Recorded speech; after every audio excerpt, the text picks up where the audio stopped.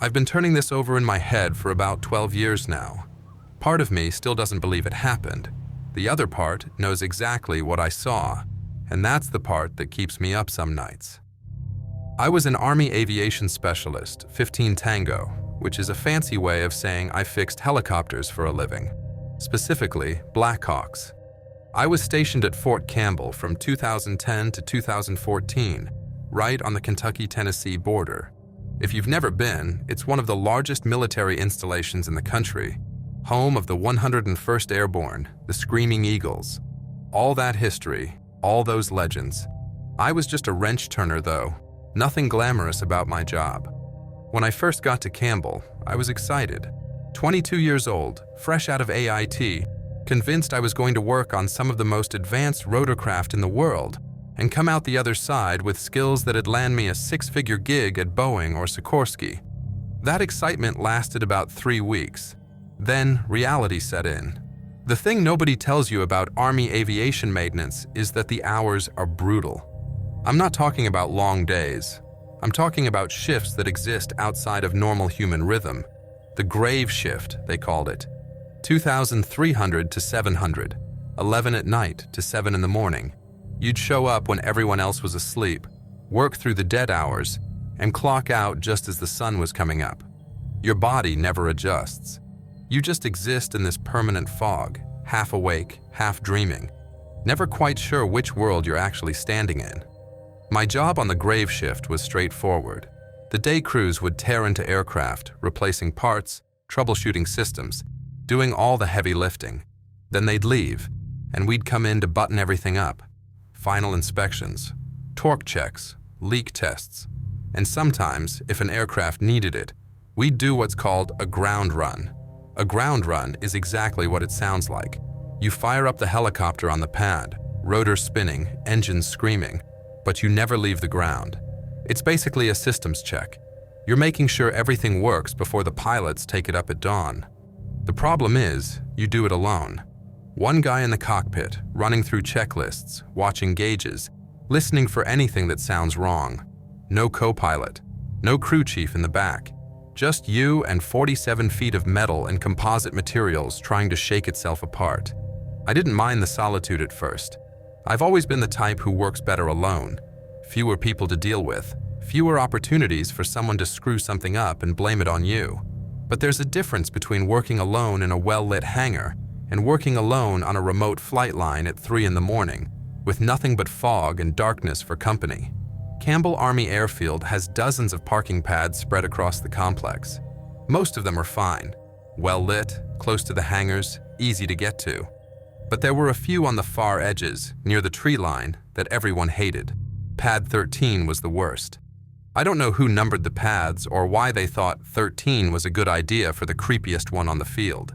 Maybe it was intentional. Military humor tends to run dark. Either way, Pad 13 sat about a quarter mile from the nearest hangar, right up against the woods that bordered the live-fire training ranges.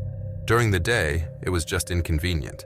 At night, it felt like you were parking on the edge of the world. The old-timers had stories about that spot. They always do. According to them, something bad happened out there in the 70s. A training accident. A whole platoon killed when their helicopter went down in flames during a night insertion exercise. The details changed depending on who was telling it. Sometimes it was engine failure. Sometimes it was pilot error. Sometimes it was something else entirely. Something the Army didn't want to talk about. The one thing everyone agreed on was that the crash site was somewhere in those woods, just beyond the tree line. I never believed any of it. Ghost stories to scare the new guys. That's what I told myself anyway. Then came the night I pulled maintenance on Pad 13. It was October. I remember that because the fog had started rolling in every night around that time of year. Thick and wet. The kind that soaks through your uniform and makes everything feel damp and heavy. Kentucky gets like that in the fall. The days are still warm enough, but once the sun drops, the temperature plummets, and all that moisture in the air just hangs there, refusing to go anywhere. I'd been on grave shift for about 4 months by then, long enough to get used to the rhythm, but not long enough to stop hating it. My body had settled into this weird half-life where I was never fully awake and never fully asleep. I'd get off shift at 700, drive back to my barracks room, and lay there staring at the ceiling while the rest of the world went about their day. Then I'd pass out around noon, wake up at 1900, eat something that vaguely resembled dinner, and head back to the airfield to do it all over again. That particular night started like any other. I showed up to the hangar around 22:45, changed into my flight line gear, and checked the board to see what aircraft needed work. There were 3 Blackhawks on the schedule. 2 of them were parked close to the hangar, easy jobs. The third one was on pad 13. I remember looking at that assignment and feeling my stomach drop a little. Not because I believed the ghost stories, I didn't. But pad 13 was just a pain in the ass. It was far from everything. The lighting out there was garbage, just a couple of dim floods that barely cut through the darkness. And if you needed a tool or a part, you had to walk all the way back to the hangar to get it. Nobody wanted pad 13. Sergeant Womack was the shift lead that night. He was this stocky guy from Alabama, maybe 15 years older than me, with a thick accent and a permanent wad of dip in his lower lip. Good NCO though, fair. He didn't play favorites, and he didn't dump the bad jobs on the new guys just because he could. "Miller," he said when I walked over to the board, "you got 13 tonight." "Yeah, I saw. Bird needs a ground run after you finish the post phase. Fuel truck's supposed to meet you out there around 0230, 0300. Don't know why they're running late, but that's the word." "Copy." He must have seen something in my face because he laughed a little. "You scared of pad 13, Miller?" "No, Sergeant." "Good, because there ain't nothing out there but trees and mosquitoes." He spit into an empty Gatorade bottle. "And maybe the ghost of Lieutenant Colonel Patterson." That was a name I hadn't heard before. "Who?" "Nobody. Before your time." He waved me off. "Get out there and get it done. I need that bird ready by 0600. I grabbed my tool bag and headed out. The walk to pad 13 took about 10 minutes. The first half wasn't bad. Paved taxiways, decent lighting, other aircraft parked nearby. But the further you got from the hangar, the darker it became. The last few hundred meters were just gravel and grass, with the tree line looming up ahead like a wall of black. The fog was already thick by then, swallowing the beam of my flashlight after about 20 feet. The Blackhawk was sitting right where it was supposed to be, tied down on the center of the pad. Even in the darkness, I could make out its silhouette, that distinctive profile with the drooping rotor blades and the stubby tail boom. I'd worked on dozens of these things by then, but there was something different about seeing one alone out there, away from everything else. It looked abandoned, like someone had just left it there and walked away. I circled the aircraft with my flashlight, doing a quick walk around before I climbed inside. Everything looked normal. No fluid leaks, no obvious damage. The maintenance forms said the day crew had replaced the number 2 engine fuel control and needed a ground run to verify the repair. Simple enough. I climbed up into the cockpit and settled into the pilot's seat. The smell hit me immediately. That familiar mix of hydraulic fluid, jet fuel, and old sweat that every military aircraft has. I set my helmet on the co-pilot seat, not because I was going to use it, but because we were supposed to have one nearby during ground runs. Standard procedure. And then I waited. The fuel truck was late. That wasn't unusual. Campbell was a busy installation, and the fuel guys had their own schedule that rarely aligned with ours. But sitting in that dark cockpit, waiting, with nothing to do but stare out at the fog, that's when things started to feel off. It's hard to explain. Nothing had happened yet. The aircraft was cold and quiet. The instruments were dark.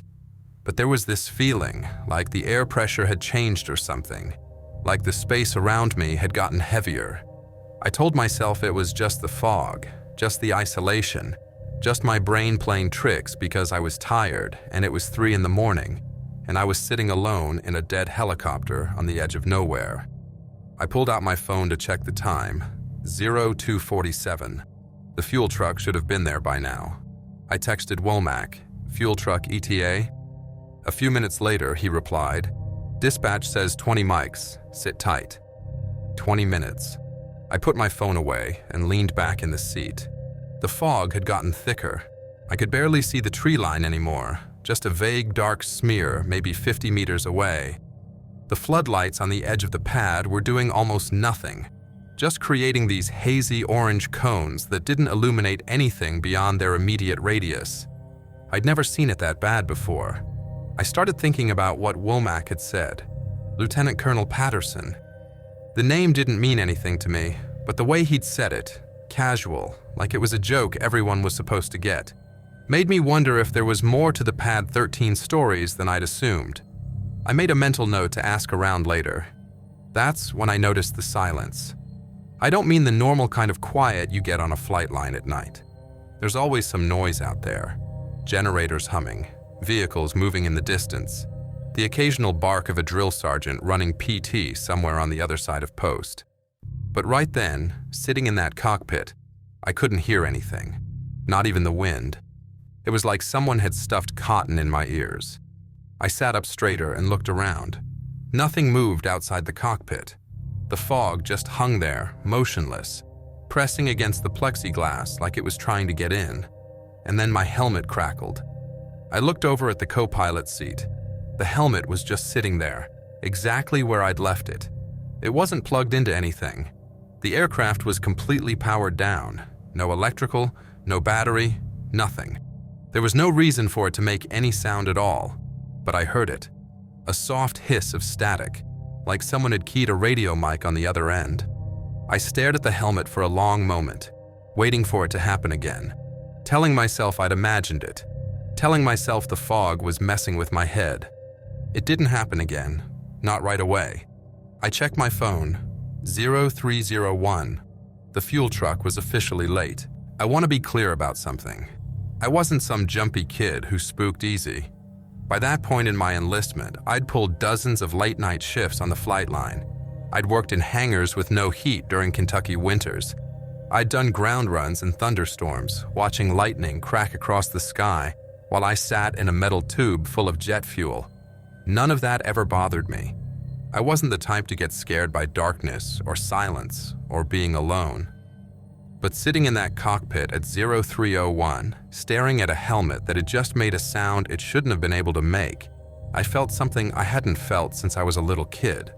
That primal, irrational certainty that something was wrong, that I wasn't alone. I reached over and picked up the helmet.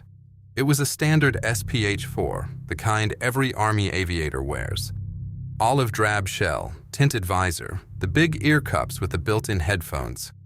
I turned it over in my hands, checking the cord that normally plugs into the aircraft's intercom system. It was coiled up and secured with a Velcro strap, exactly how I'd left it, not connected to anything. I held the helmet up to my ear like an idiot, half expecting to hear something. Nothing, just the faint smell of old sweat and vinyl. I set it back on the co-pilot seat and tried to convince myself I'd imagined the whole thing. Sound travels weird in fog. Maybe I'd heard something from the tree line, an animal, a branch breaking, and my tired brain had interpreted it as static. That made sense. That was logical. I checked my phone again. 0304. Still no fuel truck.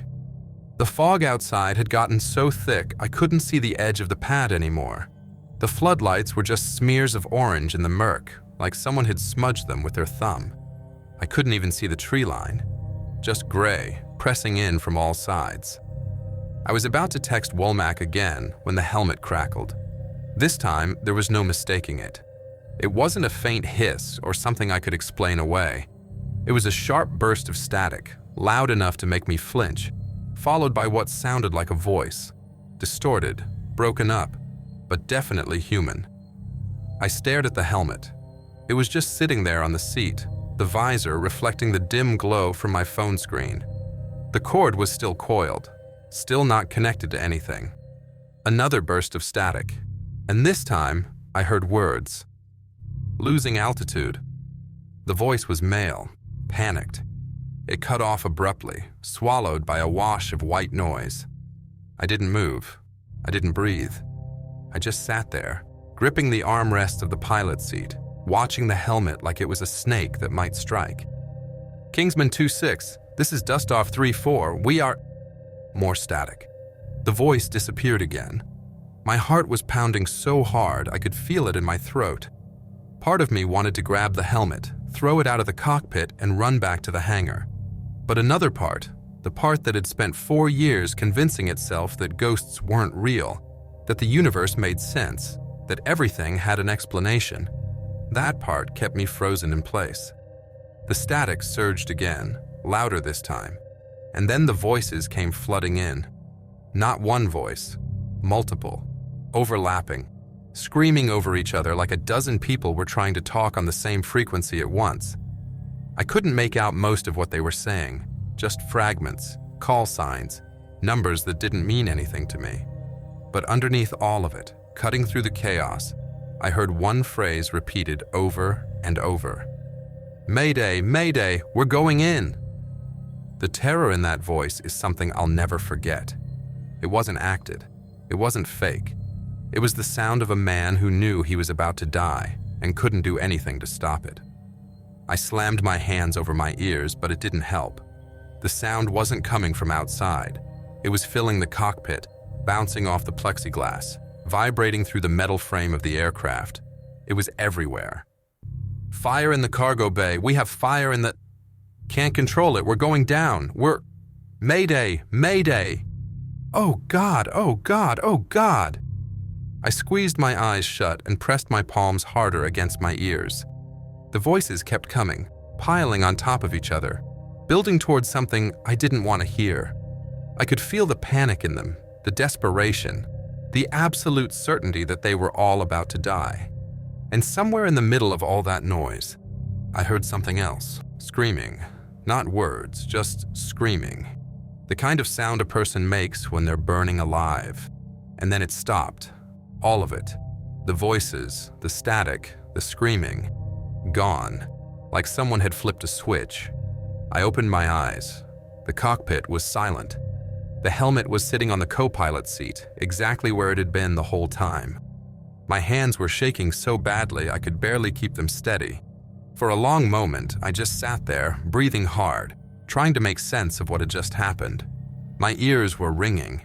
My whole body felt like I'd just run a mile at full sprint. I could taste copper in the back of my throat. I grabbed my phone and tried to call Womack. My fingers were trembling so much I had to try 3 times before I hit the right contact. It rang once, twice, 3 times. No answer. I hung up and tried again. Same thing. I sent a text. "Call me, now." No response. I looked out the cockpit window. The fog was still there, thick as ever, pressing against the plexiglass. But something had changed. There was a color in it now. A faint glow, somewhere out toward the tree line. Orange, like firelight. I told myself it was the flood lamps. I told myself the fog was playing tricks with the light, bending it, scattering it, making it look like something it wasn't. I told myself there was no fire out there because there couldn't be a fire out there. The live fire ranges were miles away.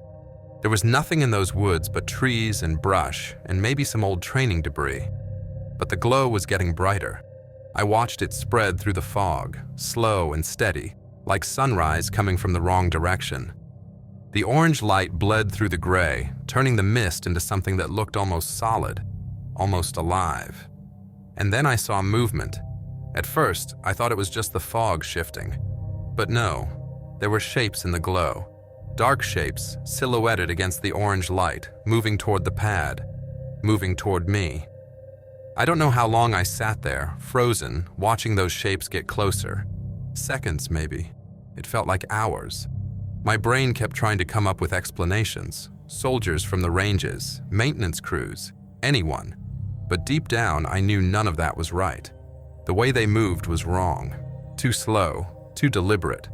Like they were walking through water instead of air. And they were burning. I could see the flames now, flickering around their silhouettes, casting long shadows through the fog. But something was off. The fire didn't move right. It clung to them like it was part of them, like clothing made of light. And there was no sound, no crackling, no roaring, nothing, just silence. The screaming in the helmet had stopped. But what was coming out of those woods, that was just beginning. I should have run. That's what any sane person would have done.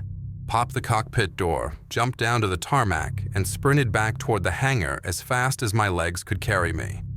But I didn't.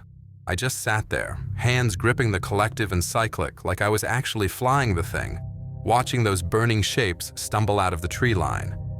There were maybe a dozen of them, maybe more. It was hard to count because they kept shifting in and out of focus, like my eyes couldn't quite lock onto them. One second they'd be sharp and distinct, the next they blur into the fog like they were made of smoke. But the fire around them never wavered. That orange glow clung to every one of them, outlining their bodies against the gray mist. They were soldiers, I could see that much. The silhouettes were unmistakable: helmets, load-bearing gear, the bulky shapes of rucksacks on their backs. But something about their equipment looked off. The helmets were the wrong shape, rounder, simpler than the ones we wore. And the gear hung differently, like it was from a different era. I didn't realize it at the time, but later, when I looked it up, I understood. They were wearing Vietnam-era equipment, M1 steel pots, ALICE packs, the kind of stuff my grandfather's generation carried, the kind of stuff soldiers wore in the 1970s. They moved in a loose formation, spread out across the foggy ground between the tree line and my helicopter. Some of them walked upright, others staggered, lurching forward like they were injured or exhausted. A few were crawling on their hands and knees, dragging themselves through the grass. All of them were burning. But here's the thing that still messes with my head. The fire wasn't behaving like fire. There was no smoke rising off them, no embers drifting into the air. The flames just sat there, wrapped around their bodies like a second skin, flickering in slow motion. And the light they gave off didn't spread. It should have lit up the fog around them, turned the whole pad into a wash of orange. But it didn't. The glow stayed contained, outlining each figure individually, leaving the rest of the world in darkness. I kept waiting to feel the heat. That's what your brain expects when you see fire. Warmth on your face, that dry tightness in your nostrils. But there was nothing. The cockpit was the same temperature it had been all night. Cool, damp. The plexiglass wasn't even fogging up from my breath anymore. One of the figures stumbled and fell. I watched it hit the ground, roll onto its back, and then slowly push itself upright again. The movement was wrong, too mechanical, like a puppet being jerked around by strings I couldn't see. When it stood, I got my first clear look at its face. There wasn't one. I don't mean it was hidden or obscured by the flames. I mean there was nothing there. Just a dark void where the features should have been, surrounded by the charred outline of a helmet and collar. The fire danced around the edges of that emptiness, casting light into a space that somehow refused to reflect it.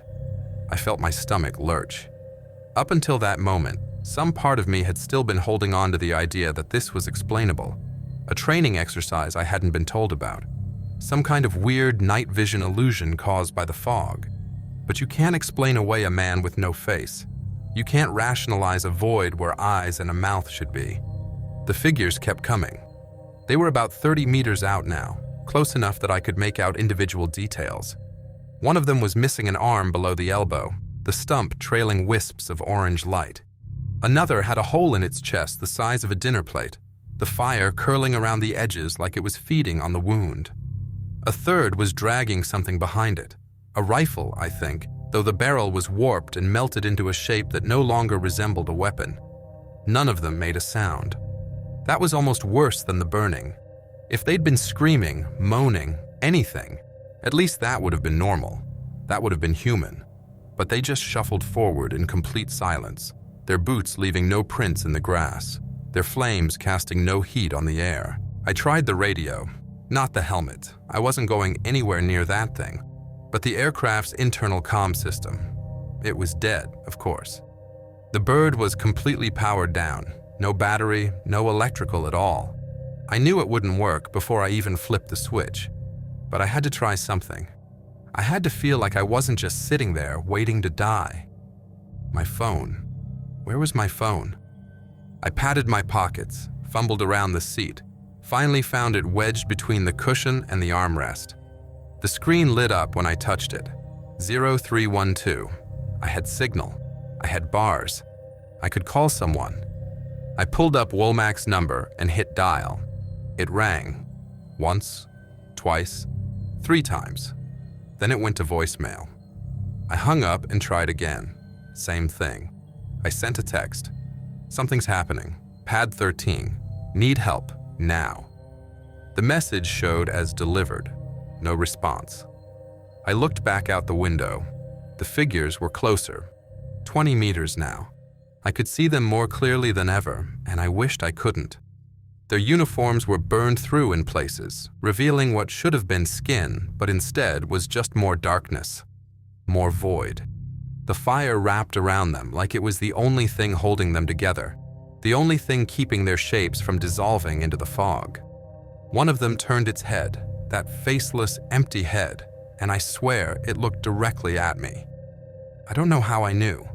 There were no eyes to make contact with, no expression to read, but something in the way it moved, the way it oriented itself toward the cockpit, made me certain it could see me, that it knew I was there. The others started turning too. One by one, those dark voids swiveled in my direction. A dozen faceless heads, all focused on the Black Hawk, all focused on me. They stopped moving. For a long, horrible moment, nothing happened. They just stood there in their loose formation, burning silently, watching me with faces that didn't exist. The fog swirled around their ankles. The orange glow pulsed faintly, like a heartbeat. And then one of them broke from the group. It didn't walk. It ran. Or something like running. That same jerky, mechanical motion, but faster now, covering the ground in long, uneven strides. It came straight at the helicopter, straight at the cockpit, straight at me. I finally moved. I don't know what I was planning to do. Lock the doors, climb into the back, curl up and hide. But my body finally decided it was time to stop sitting there like an idiot. I reached for the pilot's side door handle, ready to throw it open and make a run for it. But I was too slow. The figure reached the aircraft before I could move. It slammed into the side of the cockpit with enough force to rock the whole helicopter on its landing gear. And then it pressed itself against the window, that burning, faceless void inches from my face, separated by nothing but a thin sheet of plexiglass. I screamed. I'm not ashamed to admit that. I screamed like I've never screamed in my life. Because up close, in that orange light, I could see what was inside the void where its face should have been. Nothing. Absolute nothing. Not darkness, not shadow. Just an absence. A hole in the world shaped like a man. And it was screaming too. I couldn't hear it, but I could see it. The void where its mouth should have been was stretched wide, wider than any human jaw could open. And somewhere deep inside that emptiness, something was howling. Its hands came up and slammed against the plexiglass. Charred fingers, black and bone visible through the ruined flesh, pressing hard enough to leave marks on the glass. I could see the fire dancing around its wrists, could see the way its whole body shook with the effort of trying to get through to me. And I couldn't move. I couldn't look away. I was frozen, pinned to that seat, staring into an abyss that wore the shape of a burning soldier. That's when I saw the headlights. The headlights were faint at first, just a dim glow cutting through the fog somewhere behind me, back toward the taxiway that led to the hangar. I almost didn't notice them. I was too focused on the thing pressed against my window, too locked into that eyeless stare, too paralyzed by the sight of charred hands leaving streaks on the plexiglass. But the light grew brighter, and the thing at my window noticed. Its head, that faceless, burning head, tilted slightly to the side, like a dog hearing a sound it doesn't understand. The silent scream froze on its non-existent face. For just a second, it stopped pressing against the glass and turned toward the approaching light. I didn't waste the moment. Whatever spell had been holding me in place finally broke, and I threw myself sideways, scrambling over the center console toward the co-pilot side of the cockpit. I didn't have a plan. I just knew I needed to be as far from that window as possible. The helmet was still sitting on the co-pilot seat. I knocked it to the floor without thinking, wedging myself into the corner between the seat and the door. My back was pressed against cold metal and plexiglass. My knees were pulled up to my chest. I was making myself as small as possible, like a kid hiding from a monster under the bed. Outside, the other figures had started moving again. I could see them through the windscreen, shuffling toward the helicopter from all directions. They weren't running like the first one. They moved slowly, deliberately, closing in like they had all the time in the world. The orange glow around them had intensified, pulsing faster now, casting long shadows across the fog-covered tarmac. There had to be 15 of them, maybe 20, all burning, all faceless, all coming for me. The one at the pilot side window slammed its fists against the glass again. The impact shook the whole cockpit. I heard something crack, not the plexiglass, but maybe the frame around it, the seal that held it in place. How many more hits before it gave way? How long before that thing was inside with me? I looked toward the approaching headlights. They were closer now, cutting twin beams through the fog. I could hear the rumble of an engine, the crunch of tires on gravel. The fuel truck. It had to be the fuel truck. Womack had said 20 minutes. Had it been 20 minutes? I had no idea. Time had stopped making sense the moment those voices came through the helmet. The figures in front of the helicopter stopped. They were maybe 10 meters out, arranged in a rough semicircle around the nose of the aircraft. The fire around them flared brighter, and for one horrible second, I thought they were going to charge, all of them at once, swarm the cockpit from every direction until there was nowhere left to hide. But they didn't move. They just stood there, burning, watching, waiting. The headlights swept across the pad. I don't know how to describe what happened next. It wasn't like the figures ran away or faded slowly into the fog. It was more like they were never there at all. One second, I was staring at a wall of burning soldiers. The next, the headlights hit the aircraft and everything was gone. Not gone like they disappeared, gone like they'd been erased. The fog was still there, thick and gray, swirling in the beams of the approaching truck. But the orange glow was gone. The figures were gone. The silence that had pressed in around me was gone too. I could hear the engine now, the tires, the faint squeak of brakes as the truck slowed down. I stayed pressed into the corner of the cockpit, breathing hard, waiting for them to come back. They didn't. The fuel truck pulled up alongside the helicopter and stopped. I heard a door open, boots hitting the ground, someone walking around the front of the vehicle. A flashlight beam played across the cockpit, and I flinched like it was going to burn me. "Hey, you Miller?" The voice was annoyed, not concerned. Just a guy doing his job, running late, probably irritated that he had to drive all the way out to Pad 13 in the middle of the night. I didn't answer right away. I was still trying to convince my body that it was safe to move, that the burning soldiers weren't going to reappear the moment I let my guard down. My hands were shaking. My whole body was shaking. I could feel sweat running down my back despite the cold. "Miller, you in there or what?" I forced myself to uncurl from the corner. My legs were stiff, my joints aching like I'd been clenched in that position for hours instead of minutes. I reached for the co-pilot door handle, missed it twice, finally got a grip and pushed it open. The fog rushed in, cool and wet against my face. Normal fog, just moisture and air, nothing hiding inside it.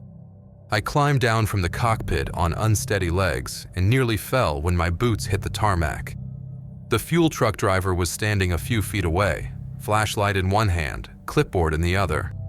He was a younger guy, maybe early 20s, with the bored expression of someone who'd been doing this job long enough to stop caring. He looked me up and down, and I saw his expression shift slightly. Not alarm, exactly, more like mild curiosity. "You okay, man? You look like you saw a ghost." I almost laughed. Almost. But nothing came out except a weird choking sound that I had to cover with a cough. "I'm fine," I said. My voice sounded wrong. Too high. Too tight. Just tired. Long night. He shrugged like he'd heard that excuse 1,000 times. "Yeah, well, sorry about the wait. Dispatch had me running all over the damn airfield. You need fuel or what?" I nodded. I didn't trust myself to speak anymore. He walked back to his truck and started unspooling the fuel hose, completely unbothered by the fog, the isolation, the fact that he was standing on the most haunted piece of tarmac on Fort Campbell. I envied him. I envied his ignorance, his ability to just do his job without wondering what was lurking in the tree line. While he worked, I walked around to the pilot's side of the helicopter. I told myself I was doing a post-incident inspection, checking for damage, making sure nothing had been compromised. But really, I was looking for evidence, proof that what I'd seen had actually happened. The plexiglass was intact, no cracks, no breaks, no sign that anything had been pounding against it hard enough to shake the whole aircraft. But there was something else. On the outside of the pilot side window, smeared across the surface in a rough diagonal pattern, was a mark. It was dark, greasy looking, about the size of my spread hand. I leaned closer, shining my flashlight on it, and felt my stomach drop. It was a handprint. Not a clean one. The edges were blurred, the fingers smudged together like whoever left it had been, I don't know, melting, burning. The residue looked like soot, but darker, with an oily sheen that didn't match any fluid I'd ever seen on a flight line. I reached out to touch it, then stopped myself. I don't know why. Something about it felt wrong, like if I made contact with that mark, I'd be inviting something back. Acknowledging something I was better off pretending didn't exist. "Hey, you gonna sign for this or what?" The fuel truck driver was standing behind me, clipboard extended, pen clicking impatiently. I turned away from the window and took the clipboard with hands that were still trembling. "What's that stuff on the window?" he asked, nodding toward the mark. I looked at it again. In the beam of his flashlight, it looked almost normal. Just a smudge, a stain, something that could have come from anywhere. "Hydraulic fluid," I said. "Must have splashed up during the last flight." He shrugged, apparently satisfied with the explanation. I signed the fuel receipt and handed the clipboard back. "You sure you're okay?" he asked again, studying my face. "Seriously, man, you look like death." "I'm fine," I repeated. "Just need some coffee." He didn't push it. He climbed back into his truck, gave me a half-hearted wave, and pulled away. The headlights swept across the pad one more time, illuminating the fog, the tree line, the empty space where 20 burning soldiers had stood just minutes ago.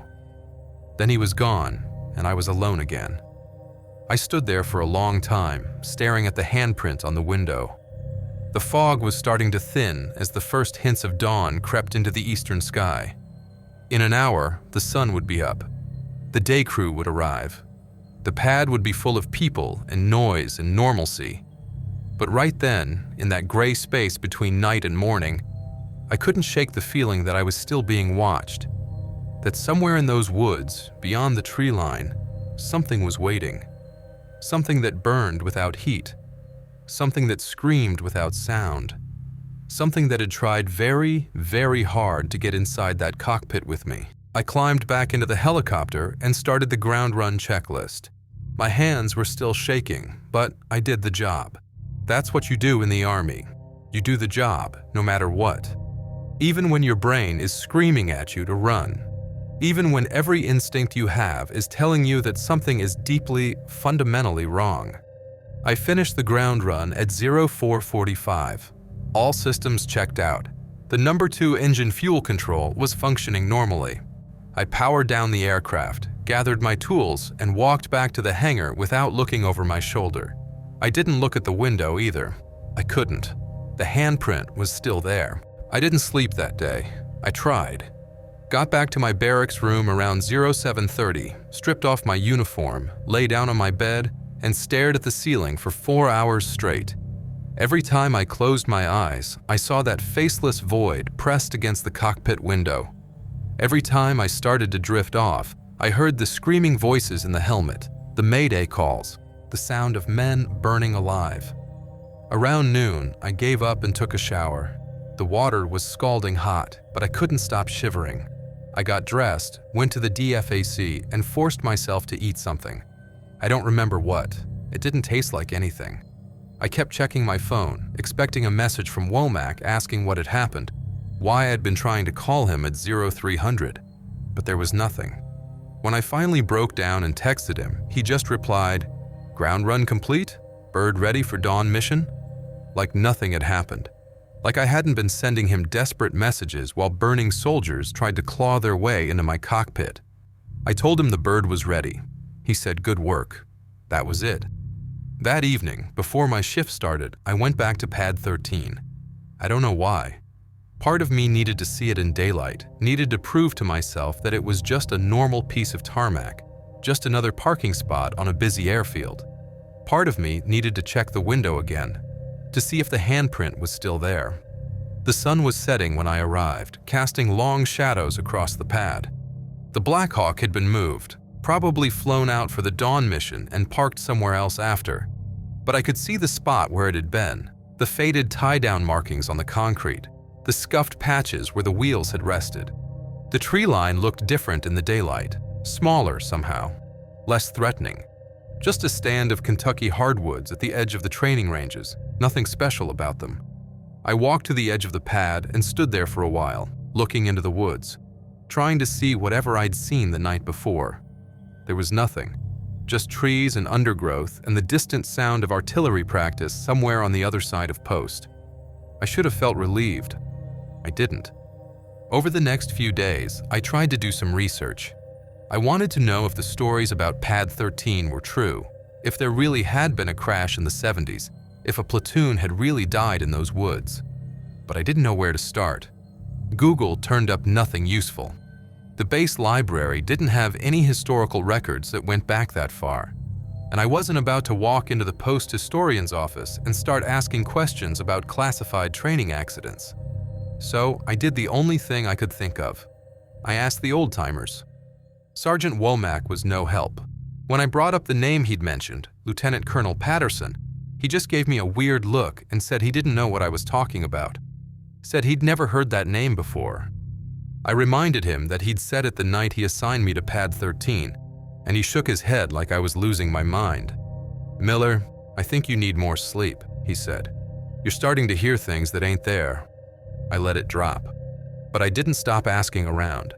Eventually, I found someone who would talk.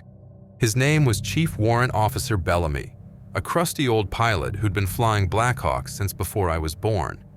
He was retiring in a few months, and I think that's the only reason he was willing to say anything. We were in the hangar one night, just the two of us, and I asked him straight up, "What happened at Pad 13? He didn't answer right away, just stood there looking at me with these tired, knowing eyes. Then he sighed and sat down on an ammo crate. "How much do you want to know?" I told him everything. The fog, the helmet, the voices, the burning soldiers, the handprint. I expected him to laugh at me or tell me I was crazy. He didn't do either. When I finished, he was quiet for a long time. Then he said, "October 1974, night air assault training exercise.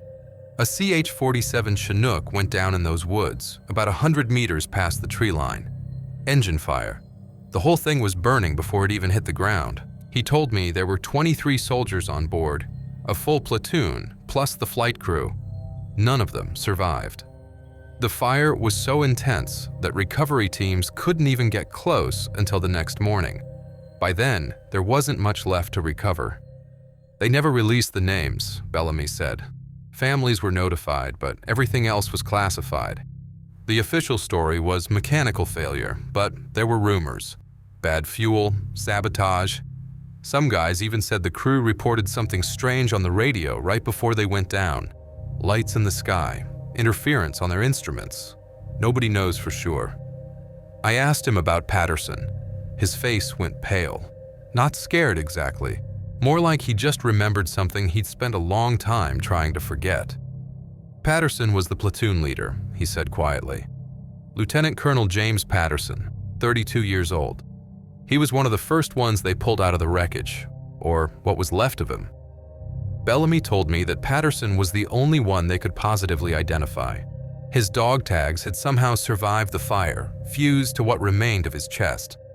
The other 22 were buried as unknowns in a mass grave at the post cemetery. No headstones, no names. Just a small marker that most people walk right past." "And Pad 13? I asked. "Built right over the crash site," Bellamy said. "Maybe 10 years later, when they expanded the airfield. Command figured nobody would remember by then, and for the most part, They were right. He looked at me with something that might have been pity. You're not the first one to see them, Miller. Probably won't be the last. Every few years, someone on the night shift comes back with a story. Strange noises, figures in the fog, equipment acting up for no reason. He paused. Most of them don't talk about it, and the ones who do, well, people stop listening after a while. I asked him why he was telling me this. Why, after all these years, he was willing to break his silence. He just shrugged. I'm done in 2 months. What are they going to do? Fire me? He stood up and put a hand on my shoulder. Look, son, whatever you saw out there, whatever you think you saw, just let it go. There's nothing you can do for them. They're gone. Have been for 50 years. Best thing you can do is forget about it and move on. I tried to take his advice. For a while, I almost convinced myself that I had. But I never went back to pad 13. I traded shifts, called in favors, did whatever I had to do to avoid that assignment. The other guys on the crew noticed, but nobody said anything. I think some of them understood. I finished my enlistment in 2014 and got out. Never looked back. Got a job with a civilian aviation company, started a family, built a normal life. Most days, I don't think about Fort Campbell at all. But sometimes, late at night, when the fog rolls in and the world goes quiet, I remember. I remember the voices in the helmet, the faceless soldiers burning in the mist, the charred hands pressed against my window, and I remember the handprint. I went back to that aircraft one more time, the morning after my conversation with Bellamy. I told myself I was just doing a routine inspection, but I knew what I was really looking for. The Black Hawk had been reassigned to a different pad, closer to the hangar, easier to get to, safer. The window had been cleaned. Whatever residue had been there, the soot, the grease, the outline of fingers, it was gone. Wiped away by some anonymous crew chief who probably thought it was just grime from a hydraulic leak. But I took pictures the night it happened, right after the fuel truck left. I still have them on an old hard drive somewhere. Every few years, I dig them out and look at them, just to remind myself that it was real, that I'm not crazy. The 23 men died in those woods 50 years ago, and some part of them, is still out there, still burning, still trying to get out. I don't know what they wanted from me that night. Maybe they wanted help. Maybe they wanted to be remembered. Or maybe they just wanted someone, anyone, to know what happened to them. To hear their last moments and understand that they didn't just die. They burned, they screamed, and nobody came to save them. I think about that a lot, about how scared they must have been, about how it must have felt to know you were going to die and there was nothing you could do about it. And I think about Patterson, the one who ran at my helicopter, the one who pressed his face against the glass. Was he trying to hurt me? Or was he just trying to be seen? I don't know. I'll probably never know. But I remember him. I remember all of them. And maybe that's all they ever wanted. I'm 44 years old now, married, 2 kids, a mortgage, a job that pays well and lets me sleep at night. Normal life. The kind of life I thought I'd never have when I was 22, sitting in a dead helicopter at 3 in the morning, watching burning men walk out of the fog. I don't tell this story often. My wife knows. She's the only one. I told her before we got married because I figured if she was going to spend the rest of her life with me, she deserved to know that her husband had seen something he couldn't explain. Something that still wakes him up sometimes, heart pounding, sheets soaked with sweat, convinced for just a second that there's a handprint on the bedroom window. She believed me. That's one of the reasons I married her. I've thought a lot about what happened that night, gone over it 1,000 times in my head, looking for explanations, looking for anything that might make it make sense. Sleep deprivation, stress, some kind of chemical exposure from the aircraft, carbon monoxide maybe, leaking from the engine compartment. The brain does strange things when it's starved for oxygen, but none of that explains the handprint. None of that explains the photographs I took, the ones that show a smear on the outside of the window in a shape that's unmistakably human. None of that explains why Womack forgot mentioning Patterson's name, or why the old-timers on that flight line looked at each other a certain way whenever someone brought up Pad 13. And none of it explains why, when I finally looked up the history of that airfield, I found a small article in a 1974 edition of the Fort Campbell newspaper. 3 paragraphs about a training accident. No names, no details.